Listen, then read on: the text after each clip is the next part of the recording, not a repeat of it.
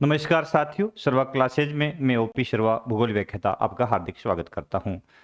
सभी साथी आपके अपने शर्वा क्लासेज यूट्यूब चैनल जो है उसको सब्सक्राइब कर लें और बेल आइकन दबा लें। शर्वा क्लासेज आपको ऑनलाइन प्लेटफॉर्म पे एजुकेशन प्रोवाइड करता है, संपूर्ण ज्योग्राफी आपके लिए लेके आता है। उसमें लाइव क्लास है, रिकॉर्डेड क्लास है, प्लस टेस्ट सीरीज जो है, इसके अलावा नोट्स आपको पीडीएफ में मिल जाते हैं। तो सभी साथी शर्वा क्लासेज यूट्यूब चैनल से जुड़ें और साथ साथ में आपका अपना शर्वा क्लासेस का खुद का एप्लीकेशन है उसको भी डाउनलोड कर लें, जहां पे संपूर्ण जो सिलेबस है वो आपको प्रोवाइड करवाया जाता है। हमने जियोग्राफी की टेस्ट सीरीज शुरू कर रखी है। उसके अंदर मुख्य रूप से आज अपन चर्चा करेंगे भारतीय अपवाह तंत्र के बारे में। भारतीय अपवाह तंत्र भाग 3, इससे पहले भाग 2 डाल दिए अपन ने, तो भाग 3 की अपन विस्तार से चर्चा करते हैं। तो जुड़े सभी साथी, क्लास को शुरू करते हैं इन्हीं शब्दों के साथ कि आत्मविश्वास का दीप जलाओ तुम। आत्मविश्वास का दीप जलाओ तुम, हर अंधेरा खुद मिट जाएगा। हौसलों से उड़ान भरो तुम, हौसलों से उड़ान भरो तुम, हर सपना साकार हो जाएगा, हर सपना साकार हो जाएगा। यदि आपके अंदर हौसला है तो बिल्कुल आपके दिमाग में आपके डेडिकेशन यदि आपके अंदर है तो आपके जो भी सपने आपने संजो रखे हैं वो बिल्कुल उसमें आपको सफलता मिलती है, आप सक्सेस होते हैं। तो देखते हैं आज की सीरीज, पीवाई की सीरीज अपनी अपवाह तंत्र के संदर्भ में। पहला प्रश्न आपके समक्ष, ब्रह्मपुत्र नदी तंत्र जो है विस्तार से स्टेप बाय स्टेप आरपीसी के नए पैटर्न के अकॉर्डिंग अपनी सीरीज चल रही है। तो देखिए संपूर्ण सिलेबस यहां पर कवर होगा। ब्रह्मपुत्र नदी के संदर्भ में सही कथन कौन सा है? अब ब्रह्मपुत्र नदी के संदर्भ में सही कथन पूछा है, 3 कथन आपके समक्ष दे रखे हैं। ठीक है, देखिए इसका उद्गम चेमांगयुंगडुंग हिमनद से होता है, बिल्कुल सही है। ब्रह्मपुत्र का उद्गम तिब्बत से चेमांगयुंगडुंग हिमनद से होता है, ये बात बिल्कुल सही है, क्योंकि जो राक्षस ताल है उसके पास से जो हिमनद है वहां से होता है। यह हिमालय के अनुदैर्ध्य तिब्बत में 1200 किलोमीटर की दूरी तय करती है, क्योंकि हिमालय जो है उस हिमालय के साथ साथ मुख्य रूप से यह तिब्बती क्षेत्र जो है उस तिब्बती क्षेत्र से चल करके हिमालय के साथ साथ आगे बढ़ती है और अरुणाचल के नामचा बरवा जो है उसके राउंड लगा करके एक गहरे गोर्ज के साथ में भारत में प्रवेश करती है। तो यहाँ असम में यह अरुणाचल में प्रवेश करती है, असम के अंदर ये मुख्य रूप से काफी प्रवाहित लंबी बहती है, उसके बाद में गंगा के साथ मिलकर के बंगाल की खाड़ी में गिरती है। तो बिल्कुल सही है कि यह हिमालय के अनुदैर्ध्य यानी साथ साथ बहती है। तिब्बत में इसे सांगपो के नाम से पुकारा जाता है, तो ब्रह्मपुत्र को बिल्कुल सांगपो के नाम से पुकारा जाता है, यह भी सही बात है। इसका मतलब सभी कथन सत्य है। यहाँ 3 बिंदु ब्रह्मपुत्र के संदर्भ में आपको क्लियर हो गए होंगे कि इसका उद्भव कहां से होता है, चेमांगयुंगडुंग हिमनद से होता है। ये हिमालय के साथ तिब्बत में उसके अनुदैर्ध्य कितनी दूरी तय करती है, 1200 किलोमीटर, और इसको तिब्बत में किस नाम से पुकारते हैं, सांगपो के नाम से पुकारते हैं। तीनों बिंदु आपको यदि कन्फर्म है तो आपका ऑप्शन सही कौन सा हो जाएगा, सभी बिंदु सत्य है। ठीक है, अगला देखिए। अगला बिंदु है शीशंग व दिशंग के नाम से किस नदी को जाना जाता है? गंगा नदी, ब्रह्मपुत्र, यमुना और सोन। तो राइट आंसर है ब्रह्मपुत्र को। यानी जब हिमालय से ब्रह्मपुत्र बाहर निकलती है और भारत में प्रवेश करती है उस समय मुख्य रूप से यहां अरुणाचल प्रदेश के अंदर, अरुणाचल प्रदेश में मुख्य रूप से ये किस नाम से पुकारी जाती है, शीशंग और दिशंग के नाम से पुकारी जाती है। तो राइट आंसर कौन सा हो जाएगा, ब्रह्मपुत्र। अगला प्रश्न देखिए, अगला है कि ब्रह्मपुत्र की सहायक नदी निम्न में से कौन सी नहीं है? तो ब्रह्मपुत्र की सहायक कौन सी नहीं, ये पूछा गया है। तो रांगो सांगपो, दिबांग, लोहित, हिंडन। तो मुख्य रूप से ये नदियां दे रखी है। तो रांगो सांगपो ब्रह्मपुत्र से मिलती है तिब्बत के अंदर, दिबांग और लोहित मिलती है अरुणाचल प्रदेश में भारत के अंदर, और हिंडन नदी जो है मुख्य रूप से ब्रह्मपुत्र की सहायक नहीं है, क्योंकि यह किसकी सहायक है, यमुना की सहायक है। ये किसकी सहायक है, यमुना की सहायक नदी है हिंडन। तो मुख्य रूप से ये यहां पे नहीं पूछा है, ब्रह्मपुत्र की सहायक नहीं है, तो यहां पे कौन सा हो जाएगा, हिंडन हो जाएगा। अगला प्रश्न देखिए, अगला प्रश्न है कि ब्रह्मपुत्र नदी की सहायक नदियों के संदर्भ में सही कथन कौन सा। अब सही पूछ लिया है तो देखिए, ब्रह्मपुत्र में बाएं तट पर मिलने वाली नदियां कौन कौन सी है, तो बायां और दायां। देखिए अब बायां दायां ब्रह्मपुत्र का कौन सा होगा, मुख्य रूप से यह ब्रह्मपुत्र राक्षस ताल से यहां से निकल करके और यह नामचा बरुआ को पार करके भारत में यह प्रवेश करती है। तो यहां यदि इसका इस ओर मुंह है तो इसका बायां भाग कौन सा हो जाएगा, इस भाग से मिलने वाले ये बायां किनारा हो गया, ठीक है। और यदि इधर घूम गई है मुख्य रूप से तो इधर से मिलने वाली बाएं किनारे मिलेगी और यहां से मिलने वाली दाएं किनारे मिलेगी, समझ गए। क्योंकि जिस ओर नदी का मुख होता है, जिस ओर वो आगे बढ़ती है उस ओर अपन मुख कर लेते हैं, उसके अकॉर्डिंग उसका दायां बायां किनारा हो जाता है। तो ब्रह्मपुत्र में बाएं तट पर बूढ़ी दिहिंग और धनश्री मिलती है, तो ये इसका बायां किनारा। यहां पे इसमें मिलने वाली नदियां कौन कौन सी है, बूढ़ी दिहिंग और धनश्री, बिल्कुल सही बात है। इसके दाएं तट पर मिलने वाली नदियों में शुभनश्री, मानस, कामेग और संकोच है, बिल्कुल सही है। ये नदियां मुख्य रूप से हिमालय से निकल करके, अरुणाचल हिमालय से मुख्य रूप से निकल करके किस में मिलती है, ब्रह्मपुत्र में। तो इसके किस किनारे मिलती है, दाएं तट पे मिलती है, बिल्कुल सही बात है। बांग्लादेश में ब्रह्मपुत्र को बांग्लादेश में पद्मा के साथ मिलकर के बंगाल की खाड़ी में ये गिर जाती है, बिल्कुल सही है। ये पद्मा जो नदी है मुख्य रूप से बांग्लादेश में गंगा की शाखा है, गंगा की धारा बांग्लादेश में पद्मा कहलाती है। और ब्रह्मपुत्र यहां पे किस नाम से, जमुना के नाम से, जमुना के नाम से मुख्य रूप से गंगा के साथ मिलकर के कहां गिर जाती है, बंगाल की खाड़ी में गिर जाती है, ठीक है। बंगाल की खाड़ी में गिर जाती है, इसका मतलब यहाँ पे भी सभी कथन सत्य है। अब सत्य सभी कथन इसलिए हो जाएंगे जब आपको पता है बिल्कुल कि प्रत्येक बिंदु जो है सही है, तब आप सत्य कर पाओगे। अन्यथा आपका बिंदु जो है यदि सही नहीं होगा, आपको पता नहीं होगा, तो इसको सही नहीं कर पाएंगे। अगला देखिए, अगला प्रश्न साथियों कि ब्रह्मपुत्र नदी में असम में कौन सा द्वीप है। ब्रह्मपुत्र नदी में विश्व का सबसे बड़ा नदी द्वीप है, तो गाजुली, माजुली, पंबन या इनमें से कोई नहीं। तो भारत का नहीं, विश्व का सबसे बड़ा नदी द्वीप ब्रह्मपुत्र के अंदर असम में है, माजुली द्वीप। कौन सा है, माजुली द्वीप, है ना, विश्व का सबसे बड़ा द्वीप, विश्व का सबसे बड़ा नदीय द्वीप, ठीक है। विश्व का सबसे बड़ा नदी द्वीप माजुली है, जो कि किस राज्य में है, असम में। भारत के किस राज्य में है, असम में, यह भी ध्यान रखिएगा। तो यहां पे माजुली राइट हो जाएगा। अगला देखिए, अगला प्रश्न, ये थोड़ा सा बड़ा प्रश्न देखो। निम्न कथनों पर विचार कीजिए। दो कथन यहां पे दे रखे हैं साथियों। पहला कथन 1 नंबर है, क्या कहता है कि प्रायद्वीपीय भारत की नदियों का अपवाह तंत्र हिमालय तंत्र से पुराना है। बिल्कुल सही है, प्रायद्वीपीय भारत जो है मुख्य रूप से हिमालय से काफी पुराना है, क्योंकि ये गोंडवाना लैंड सेल का हिस्सा है, ठीक है। कथन 2 कहता है कि यह तथ्य नदियों की प्रौढ़ावस्था और नदी घाटियों के उथला और चौड़ा होने से प्रमाणित होता है। बिल्कुल सही है, क्योंकि हिमालय प्रदेश की नदियां युवावस्था में है और प्रायद्वीप की नदियां प्रौढ़ावस्था में है। उनकी घाटियां गहरी न होकर के उथली है, ठीक है, और काफी चौड़ी हो चुकी है। तो यह प्रमाणित करता है वास्तव में कि यह अपवाह तंत्र काफी पुराना है।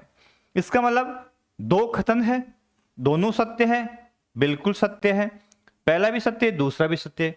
लेकिन आगे है कि दोनों कथन सत्य है, पहला दूसरे की व्याख्या करता है। तो यह बिल्कुल व्याख्या करता है, क्योंकि पहले को प्रमाणित करता है दूसरा, तो इसमें सी ऑप्शन राइट हो जाए। इस तरह के प्रश्न बहुत बार पूछे जाते हैं, है ना, तो हम इनमें सस्पेंस में हो जाते हैं कि सही कौन सा है, व्याख्या कैसे करता है कि नहीं करता। तो पहला कथन दूसरे से रिलेटेड है, दूसरा कथन पहले से रिलेटेड है, इसलिए वो उसकी व्याख्या करता है।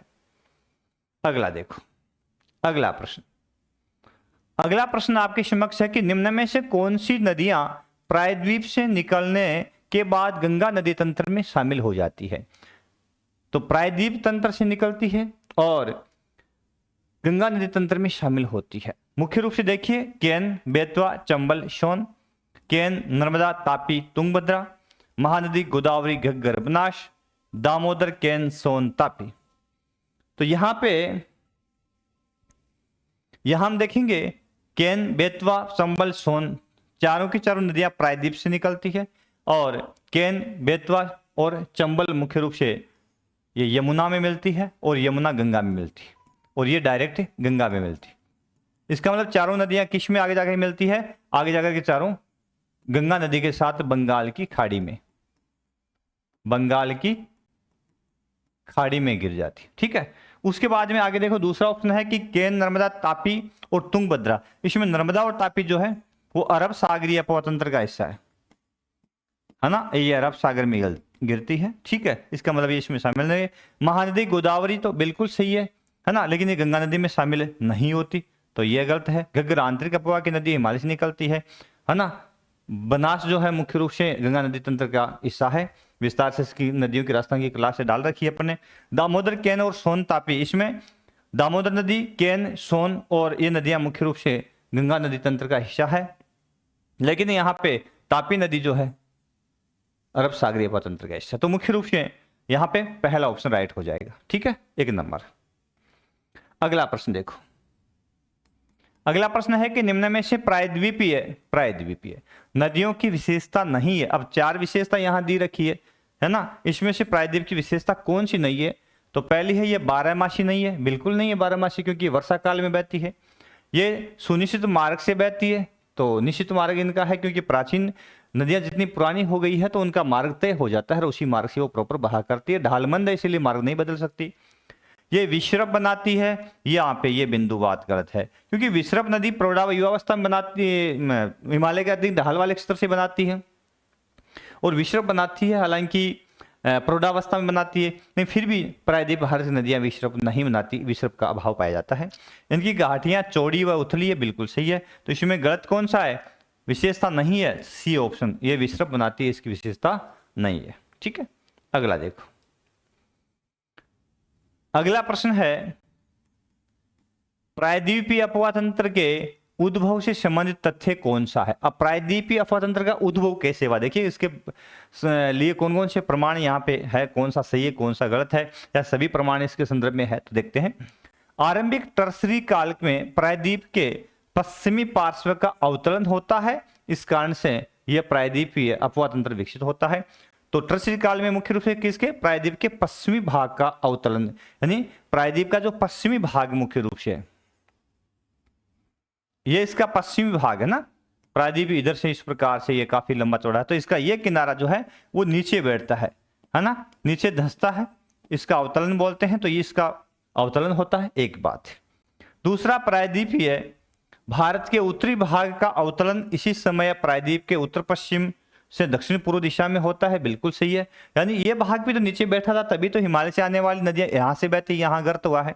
ठीक है, इस प्रकार से ये भाग भी है झुका है, और साथ साथ में ये भाग इस साइड से ऊपर उठ गया और इसका ढाल किस ओर हो गया? बंगाली खाड़ी की ओर हो गया, दक्षिण पूर्व की ओर हो गया। ठीक है, उसके बाद में एक आया प्रायद्वीपीय भारत में उत्तरी भाग का अवतरण, तो उत्तरी भाग का अवतरण होता है, ये झुकाव भी होता है, इसका मतलब सभी ऑप्शन यहाँ पे सत्य है।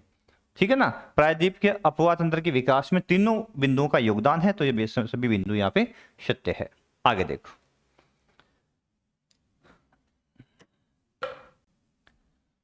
अगला बिंदु, अगला प्रश्न है साथियों, महत्वपूर्ण प्रश्न है कि महानदी का उद्भव कहां से होता है? अब उद्गम मुख्य रूप से प्रायद्वीप की नदियां जो है उनका उद्भव कहां से होता है, तो आप देखेंगे यहाँ पे कि अपन यदि प्रायद्वीपीय पठार की चर्चा विस्तार से करें, इसकी क्लास भी अपन ने डाल रखी है, तो यहाँ पे मुख्य रूप से एक पर्वत श्रेणी है जो कि कौन सी है? विंध्याचल।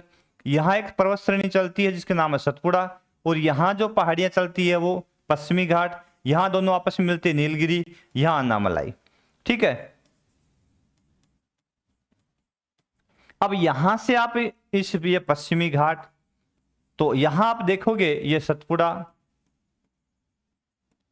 या विंध्याचल, यहां कुछ पठार आ जाते हैं, मालवा है, बघेलखंड है, बुंदेलखंड है ना, कुछ पठारी भाग यहाँ पे आ जाते हैं। ठीक है, तो अब यहां से अपन देखेंगे कि यही भाग ऊंचा है, बाकी इस भाग का ढाल इस ओर है। ठीक है, तो यहां से नदियां इन पहाड़ों से निकलेगी और या तो दक्षिण पूर्व की ओर प्रवाहित होगी, फिर यहां से निकलेगी जो इस भाग की ओर आएगी, यहां से निकलेगी, यहाँ अरावली श्रेणी है तो यहां से इस ओर आएगी, और पश्चिमी तट के पश्चिमी घाट का जो पश्चिमी भाग है उसकी नदियां इधर आएगी। तो आपको पता है कि इनका उद्गम होगा तो इस मध्यवर्ती भाग में, या तो सतपुड़ा की पहाड़ियों से, या विंध्याचल की पहाड़ियों से, या पश्चिमी घाट से, या फिर अन्नामलाई या नीलगिरी पहाड़ियों से। ठीक है, यहीं से इनका उद्गम होगा। अब देख लीजिए, अब महानदी की बात आती है तो मुख्य रूप से महानदी कहाँ से निकलती है, तो महानदी गोदावरी, कृष्णा, कावेरी है, प्रमुख नदियां महानदी यहाँ है, इस भाग में निकलती है। तो यहाँ छत्तीसगढ़ के से निकलती है, छत्तीसगढ़ के पठारी भाग से मुख्य रूप से ये निकलती है। ठीक है, तो यहाँ राइट आंसर राज्य पूछा तो छत्तीसगढ़ हो जाएगा। अगला बिंदु, अगला है कि महानदी के संदर्भ में सही कथन कौन सा। अब सही पूछ लिया है तो या 4 कथन आपको मिलेंगे, क्या सभी के बारे में आपको जानकारी है तो आप सही बता पाओगे। यदि नहीं है, क्योंकि आरपीसी वर्तमान में इसी पैटर्न पे चल रही है, आरपीएससी इसी पैटर्न पे चल रही है वर्तमान में। तो देखिए इसकी लंबाई 851 किलोमीटर है महानदी, तो इसकी लंबाई 851 किलोमीटर बिल्कुल राइट है। यह नदी छत्तीसगढ़ व ओडिशा में प्रवाहित होती है, बिल्कुल छत्तीसगढ़ से निकलती है आगे ओडिशा में प्रवाहित होती है, तो छत्तीसगढ़ ओडिशा में बिल्कुल प्रवाहित होती है। इसका जलग्रहण क्षेत्र 1.42 लाख वर्ग किलोमीटर है, तो इसका जल ग्रहण क्षेत्र भी इतना ही है, बिल्कुल सही है, 1.42 लाख वर्ग किलोमीटर है। इसकी अपवाद द्रोणी का 53% भाग मध्य प्रदेश में और छत्तीसगढ़ में तथा 47% भाग ओडिशा में। क्यों, बिल्कुल सही है, छत्तीसगढ़ से निकलती है। तो कुछ अपवाद द्रोणी क्या होती है, वह नदी जितनी नदियों का जल लेकर के चलती है, तो इसमें मध्य प्रदेश और छत्तीसगढ़ यहाँ से नदियां अपना जल लेके आती है और इसमें शामिल होती है, और ओडिशा से भी कुछ नदी नाले जो है इसमें शामिल होते हैं। तो बिल्कुल सही है, इसी अपवाद द्रोणी का 53% हिस्सा मध्य प्रदेश और छत्तीसगढ़ में है और शेष जो है 47% ओडिशा में। यहाँ ये पूछ ले कि महानदी का मुख्य रूप से सबसे अधिक अपवाद द्रोणी का हिस्सा किस राज्य में है, तो यहाँ पर भी ओडिशा राज्य में कर देना आपको। ठीक है, इसका मतलब यहाँ सभी कथन मेरे हिसाब से सत्य है, तो अब ऐसे अब ऐसे अब ऐसे या सभी सत्य, तो यहाँ पे सभी सत्य है ना, चारों कथन इसके सत्य है, इसमें कोई मिस्टेक नहीं है। अगला प्रश्न, अगला है दक्षिण की गंगा के नाम से किस नदी को जाना जाता है, तो दक्षिण की गंगा के नाम से तो गोदावरी, यह दक्षिण की गंगा।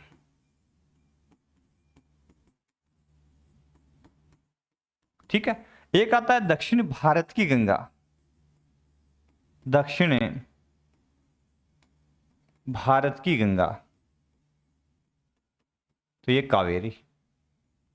अब दोनों में सस्पेंस मत रखना, ध्यान रखना। दक्षिण भारत की गंगा कावेरी, दक्षिण की गंगा गोदावरी। गोदावरी क्योंकि सबसे लंबी नदी है दक्षिण प्रायद्वीपीय भारत की, इसलिए इसको दक्षिण की गंगा कहा जाता है। कावेरी दक्षिण भारत के लोगों के लिए पवित्र नदी है। अगला प्रश्न देखिए, गोदावरी नदी के संदर्भ में सही कथन कौन सा है। अब सही पूछा है तो गोदावरी नदी के संदर्भ में, क्योंकि दक्षिण भारत की सबसे लंबी नदी, इसकी लंबाई 1465 किलोमीटर है, बिल्कुल सही, इसकी लंबाई 1465 है।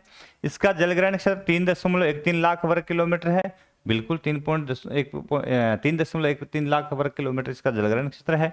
इसका सर्वाधिक जलग्रहण क्षेत्र महाराष्ट्र में है, तो बिल्कुल सही है। गोदावरी नदी के संदर्भ में यदि अपन देखेंगे तो इसका उद्गम भी महाराष्ट्र से होता है, तो इसका सर्वाधिक जलग्रहण क्षेत्र भी महाराष्ट्र से ही है। सभी कथन सत्य, बिल्कुल सही है, इसके सभी कथन यहाँ पे सत्य है। अगला प्रश्न, चलो अगला प्रश्न देखो। अगला प्रश्न है, निम्न में से गोदावरी नदी की सहायक नदियां कौन सी है, यानी गोदावरी नदी की प्रमुख सहायक नदियां कौन कौन सी है, तो पेनगंगा, इंद्रावती, प्राणहिता, मंजरा। पेनगंगा, इंद्रावती, प्राणहिता, भीमा, इंद्रावती, प्राणहिता, मंजरा, कोयना या शबी इसकी सहायक नदियां हैं। अब यहां बात आती है किसकी, गोदावरी की, तो पेनगंगा, इंद्रावती, प्राणहिता, मंजरा चारों इसकी सहायक नदियां हैं। पहला तो सही है, पेनगंगा, इंद्रावती, प्राणहिता तो है सहायक नदियां मुख्य रूप से, ठीक है ना। और अगली है भीमा नदी, तो इसके बारे में थोड़ा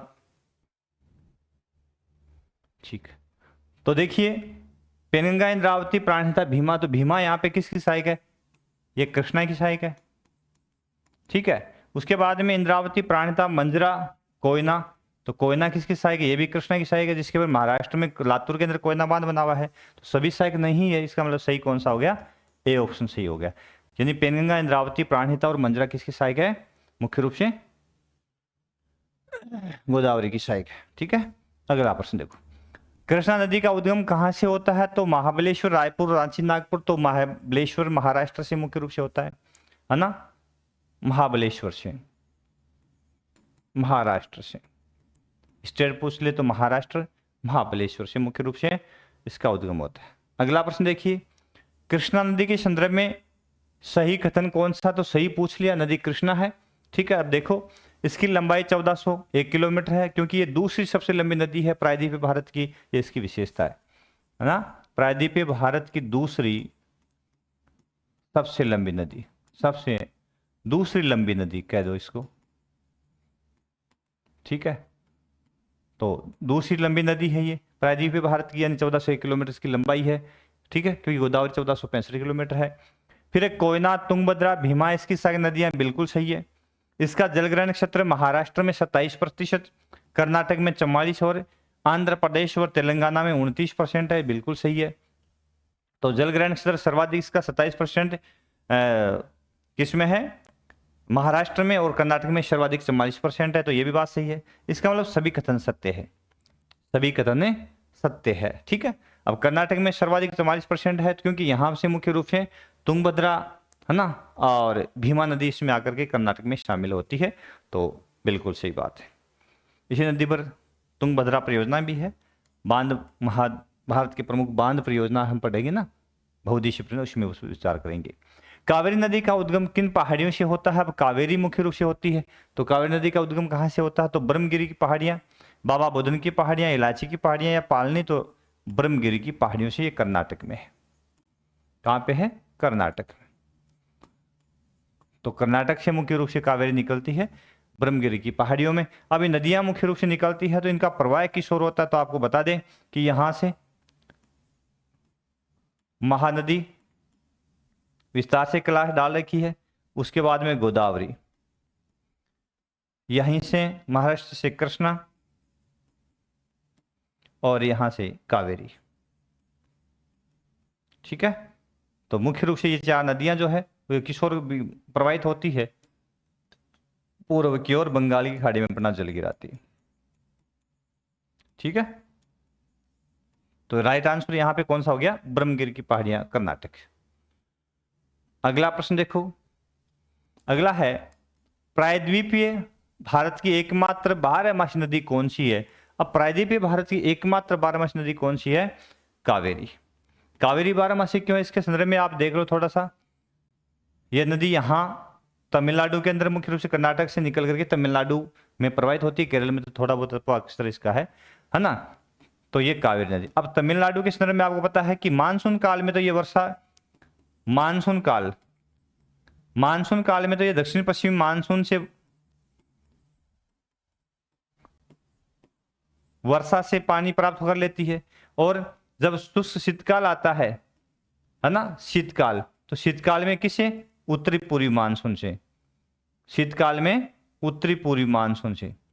ठीक है, यहां से यह मुख्य रूप से क्या ले लेती है? पानी प्राप्त कर लेती है। तो दोनों मानसूनी ऋतुओं से, मुख्य रूप से शीत ऋतु से, शीत ऋतु के अंदर उत्तरी पूर्वी मानसून से, और अभी मानसून काल में दक्षिण पश्चिम मानसून से ये जल प्राप्त कर लेती है, इसीलिए बारहमासी नदी के रूप में जानी जाती है। कौन सी? कावेरी। अगला देखो, अगला प्रश्न है कावेरी नदी के संदर्भ में सही कथन कौन सा है ना।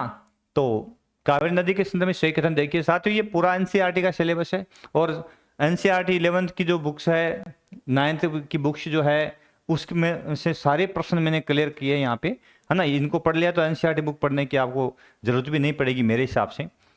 कावेरी की लंबाई कितनी है? 800 किलोमीटर है, सही बात है। इसका जलग्रहण क्षेत्र 3% केरल में, अभी मैंने बताया था, 41% कर्नाटक में, 56% तमिलनाडु में। तो सर्वाधिक कहाँ पे? तमिलनाडु के अंदर जलग्रहण क्षेत्र है किसका? कावेरी का। क्यों? क्योंकि ये सर्वाधिक ज्यादा तमिलनाडु में ही प्रवाहित होती है मुख्य रूप से। इसकी सहायक नदियां हैं काबिनी, भवानी, अमरावती, बिल्कुल सही, काबिनी, भवानी, अमरावती इसकी प्रमुख सहायक नदियां हैं। ठीक है, और इसका जलग्रहण क्षेत्र 81,155 वर्ग किलोमीटर है, तो यह बात भी सही है, क्योंकि कावेरी का जलग्रहण क्षेत्र 81,155 है वर्ग किलोमीटर। तो इसका मतलब चारों कथन सही हो गए। तो यहाँ पे 4 नंबर ऑप्शन ए, ब, स, द, सभी ऑप्शन सही है इसके। अगला देखो, अगला प्रश्न है कि नर्मदा नदी का उद्गम कहां से होता है? अब नर्मदा मुख्य रूप से कहां से निकलती है, तो अमरकंटक पठार, मालवा पठार, बुंदेलखंड, बघेलखंड, तो राइट आंसर है अमरकंटक के पठार से मुख्य रूप से निकलती है। ठीक है, और अमरकंटक के पठार से निकलती है और किस ओर प्रवाहित होती है, ये प्रवाहित होती है पश्चिम की ओर। ये प्रायद्वीपीय भारत है और इस प्रायद्वीपीय भारत के अंदर मुख्य रूप से यह जो भाग है, मुख्य रूप से पठारी भाग है अमरकंटक, यहां से निकल करके और किस ओर बहती है, पश्चिम की ओर। ठीक है, पश्चिम की ओर ये प्रवाहित होती है। कौन सी नदी की बात करें, नर्मदा। दो नदी हैं, एक तापी, तापी भी मुख्य रूप से किस ओर बहती है, पश्चिम की ओर प्रवाहित होती है, तो अमरकंटक से ये निकलती है। ठीक है, अगला देखो, अगला है कि नर्मदा नदी के संदर्भ में सही कथन कौन सा है। तो यहां बिल्कुल बात आपको पता लग जाएगी, चार ऑप्शन है, चारों को आप देखिए, तीनों ऑप्शन आपको पता है कि ये सही है तो आपको मालूम हो जाएगा। इसकी लंबाई 1312 किलोमीटर है, बिल्कुल सही है। यह मध्य प्रदेश, महाराष्ट्र, गुजरात में प्रवाहित होती है, तो काफी लंबी दूरी तय करती है, 1312 किलोमीटर है। इस नदी का पर सरदार सौर बांध परियोजना है जो गुजरात की प्रमुख नदी घाटी परियोजना है, जिसके अंदर मुख्य रूप से मध्य प्रदेश है, गुजरात है, राजस्थान है और महाराष्ट्र। ठीक है, तो ये चार स्टेट इस योजना में है, जिसमें राजस्थान को बीच में पेयजल मिलता है, मुख्य रूप से बाड़मेर और जालोर जिलों के गांव को। यह 27 किलोमीटर जवार नदमुख बनाती है। तो नर्मदा और तापी दो ऐसी नदियां भारत की जो है, न कि वो डेल्टा नहीं बनाती है बल्कि क्या बनाती है, ज्वार नदमुख या एस्चुरी बनाती है। बिल्कुल सही है, सभी कथन सत्य, तो बिल्कुल है, इसके सभी कथन यहाँ पे सत्य है। अगला प्रश्न देखो, तापी नदी के संदर्भ में सही कथन कौन सा है। तो तापी नदी, इसका उद्गम मध्य प्रदेश में बैतूल जिले में मुल्ताई पहाड़ियों से होता है। मुल्ताई जो क्षेत्र मुख्य रूप से सतपुड़ा श्रेणी के अंदर है। ठीक है, सतपुड़ा में है। इसकी लंबाई 724 किलोमीटर है, यह भी बात सही है। इसका अपवाह क्षेत्र सर्वाधिक 79% महाराष्ट्र में है। किसका, तापी का, क्योंकि ये नर्मदा के साथ साथ है। मुख्य रूप से इस नदी की विशेषता यह है कि यह विंध्याचल के बीच में, नर्मदा दोनों के बीच में, नर्मदा और सतपुड़ा के दक्षिण से होकर के मुख्य रूप से तापी नदी प्रवाहित होती है। ठीक है, और सर्वाधिक 79% इसका जो प्रवाह क्षेत्र, जलग्रहण क्षेत्र आता है, वो कहाँ पे आता है, महाराष्ट्र में। 15% मध्य प्रदेश में, 6% गुजरात में आता है। सभी कथन यहाँ पे सत्य है, तो बिल्कुल सभी कथन यहाँ पे सत्य है। मेरा उद्देश्य यहाँ पे इन प्रश्नों को बनाना है कि आपको प्रत्येक बिंदु है उसकी जानकारी हो जाए। एक प्रकार से प्रश्नोत्तरी हो गई, साथ साथ में एक क्लास, परफेक्ट क्लास के तौर पे क्लास आपके समक्ष है।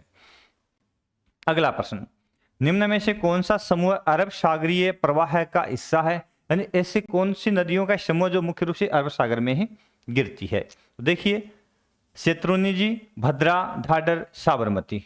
तो ये शत्रुंजी, भद्रा, ढाढर, ये गुजरात, साबरमती, चारों नदियां मुख्य रूप से गुजरात की है और चारों नदियां गुजरात के अंदर प्रवाहित होती है और अरब सागर में अपना जल गिराती है। फिर है वैतरणा, कालिंदी, बेती और श्रावती। तो मुख्य रूप से ये नदियां भी, वैतरणा, कालिंदी, बेती, श्रावती, ये महाराष्ट्र और कर्नाटक की नदियां मुख्य रूप से है, जो कि कहां पे जल गिराती है, अपना अरब सागर में गिराती है। जुआरी गोवा की नदी है, साबरमती गुजरात की है, पश्चिम बनास है, माई है। तो ये नदियां भी मुख्य रूप से किस ओर अपना जल लेकर आती है, अरब सागर की ओर। मांडवी और जुआरी दोनों गोवा की है। भरतपुजा और पेरियार, ये दोनों केरल की नदियां हैं। ठीक है ना, तो ये दोनों गोवा की है और ये दोनों केरल की है, याद रख लीजिएगा। तो मुख्य रूप से ये नदियां जो है भी किस ओर प्रवाहित होती है, अरब सागर की ओर प्रवाहित होती है। इसका मतलब सभी जो नदियां मैंने यहाँ पे दी है, एक प्रश्न में सभी नदियों का पता लग जाएगा आपको कि ये नदियां हैं अपना जल कहाँ गिराती है, या पश्चिमी घाट के पश्चिमी ढाल से निकल करके अरब सागर में जल गिराने वाली प्रमुख नदियां कौन कौन सी है। तो साथियों सभी का नाम यहाँ पे आ गया, शत्रुंजी, भद्रा, ढाढर, साबरमती, वैतरणा, कालिंदी, बेती, श्रावती, जुआरी, साबरमती, पश्चिम बनास, माही, मांडवी, जुआरी, भरतपुजा, पेरियार। ठीक है, सभी नदियां अरब सागर में अपना जल गिराती है, तो सभी ऑप्शन सही। ठीक है, देख लीजिए। अगला देखो, अब दिया है कि निम्नलिखित में से सुमेलित कौन सा है। सुमेलित पूछ लिया है, तो सुमेलित कौन सा देखिए, पहला है भद्रा नदी, यह गुजरात के अंदर अनियाली गांव से निकलती है, यह गांव गुजरात के अंदर है, ठीक है। वैतरणा यह त्रिभंग पहाड़ियों से निकलती है, मुख्य रूप से कर्नाटक से। श्रावती ये शिमोगा कर्नाटक से निकलती है, यह बात भी सही है। भरतपुजा ये अन्नामलाई पहाड़ियों से निकलती है, मुख्य रूप से ये केरल की प्रमुख नदी है। इसका मतलब सभी सुमेलित है यहां पे, तो यहां पे सभी सुमेलित है, ठीक है। अगला देखो, अगला है कि निम्न में से केरल में प्रवाहित नदी नहीं है, यानी ये जो नदियां इनमें से कौन सी नदी है जो केरल में प्रवाहित नहीं है। तो देखिए श्रावती, भरतपुजा, पेरियार, पांबा। तो श्रावती नदी जो है ना मुख्य रूप से कर्नाटक की है, ये कहां की है, कर्नाटक की। तो ये कर्नाटक में प्रवाहित होने वाली प्रमुख नदी है, जिसके ऊपर जोग जलप्रपात है ना, इसी नदी पर कर्नाटक में जोग जलप्रपात, भारत का सबसे ऊंचा जलप्रपात, भारत का सबसे ऊंचा जलप्रपात, ठीक है, 81 मीटर, इसी नदी पर है जोग जलप्रपात, ठीक है। तो श्रावती नदी कर्नाटक में प्रवाहित होती है, बाकी तीनों नदियां जो है वो कहां की है, केरल की। पेरियार केरल की प्रमुख नदी है, भरतपुजा केरल की एक प्रमुख नदी है, पांबा भी केरल की नदी है, छोटी नदी है। तो ये तीनों नदियां केरल में प्रवाहित होती है। अगला प्रश्न, अगला है कि निम्न में से सुमेलित नहीं है, कौन सा सुमेलित नहीं है, ठीक है। तो देखिए नदी दे रखा है, उसका अपवाक स्तर दे रखा है, नदी का नाम, उसका अपवाक स्तर वर्ग किलोमीटर के अंदर। तो कौन सा सुमेलित नहीं है पूछा, 4 दे रखे हैं।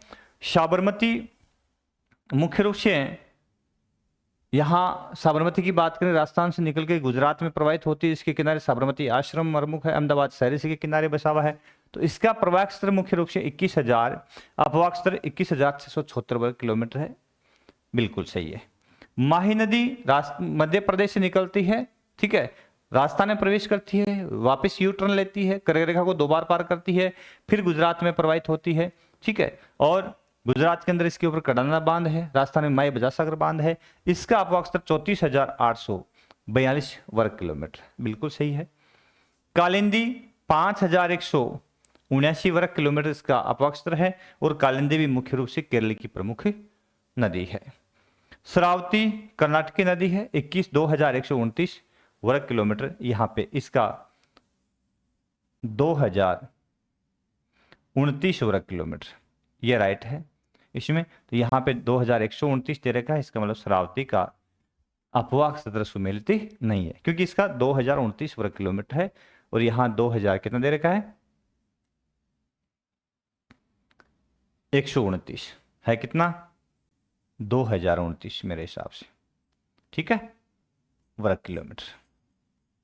तो ये है, इसका मतलब ये सुमेलित नहीं है, ठीक है। अगला देखो, कौन कहता है आसमान से छेद नहीं होता, एक पत्थर को तबे से उछालो यारो। लगन के साथ मेहनत करते हैं, सफलता मिलती है साथियों। निम्न में से अपवाह क्षेत्रवर नदी का सही सुमेलित रूप कौन सा है। अब नदी और उसका अपवाह क्षेत्र दे रखा है, ठीक है। तो देखो कालिंदी 2,029 अभी देखा, ये श्रावती का है, श्रावती 5179, इसका मतलब श्रावती का अभी देखा था 2,029 वर्ग किलोमीटर है, कालिंदी का 5,179 वर्ग किलोमीटर है।